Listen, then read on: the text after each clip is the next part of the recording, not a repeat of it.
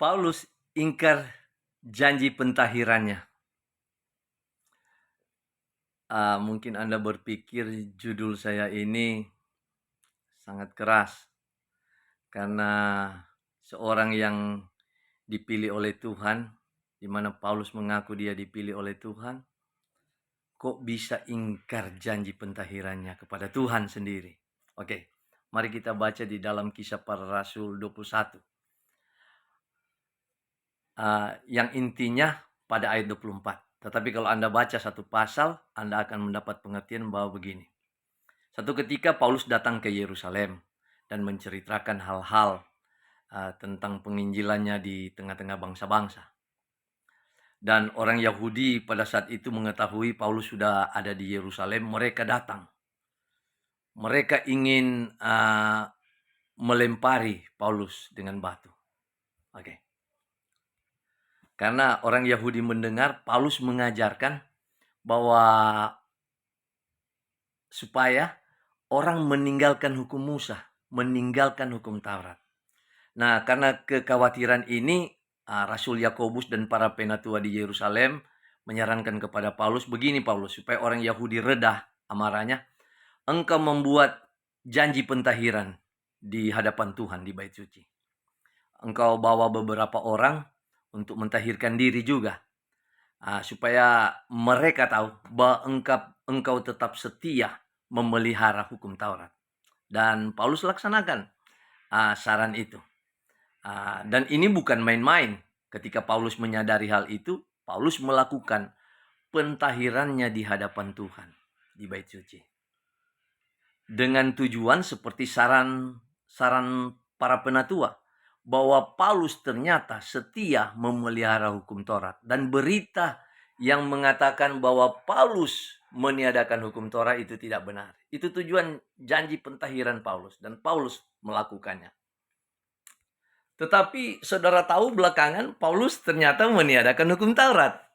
Nah, ini yang saya bilang ingkar janji pentahirannya di hadapan Tuhan sendiri. Oke, dalam Galatia 5 ayat 18, Paulus katakan begini. Jika kamu beri dirimu dipimpin oleh roh, ini roh artinya roh Allah, roh Tuhan. Kamu tidak hidup di bawah hukum Taurat. Jadi terbukti, ini cuma satu ayat saja, tetapi ada begitu banyak, sekian banyak ayat. Paulus tidak mau hidup di bawah hukum Taurat, menolak Taurat, meniadakan Taurat. Bahkan dalam ayat lainnya, Paulus katakan bahwa hukum Taurat itu bayangan sudah berakhir di Golgota, di salib Golgota oleh kematian Yesua.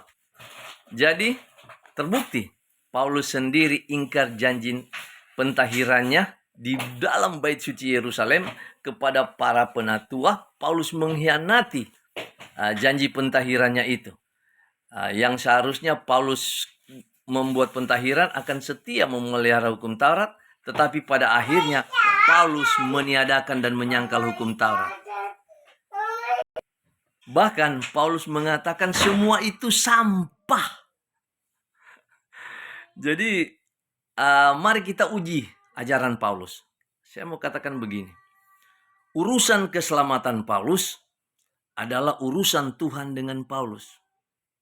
Tetapi urusan tulisan dan ajaran Paulus itu urusan Anda dan saya untuk mengujinya.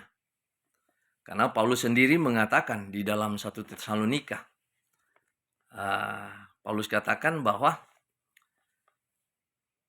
dalam 1 Tesalonika 5 ayat 19-20, jangan padamkan roh. Ujilah segala sesuatu, peganglah yang baik. Jadi ajaran Paulus ini memang harus kita uji. Kalau kita tidak mengujinya, berarti kita sudah memadamkan roh Tuhan di dalam hidup kita. Tonton, ada banyak video saya di channel YouTube saya. Dan di dalam postingan FB saya, video-video. Yang akan membuka wawasan kerohanian Anda. Untuk tidak setia di dalam kekeliruan ajaran-ajaran doktrin yang tidak jelas. Semoga melalui video-video itu dan video ini, Anda terinspirasi. Salam.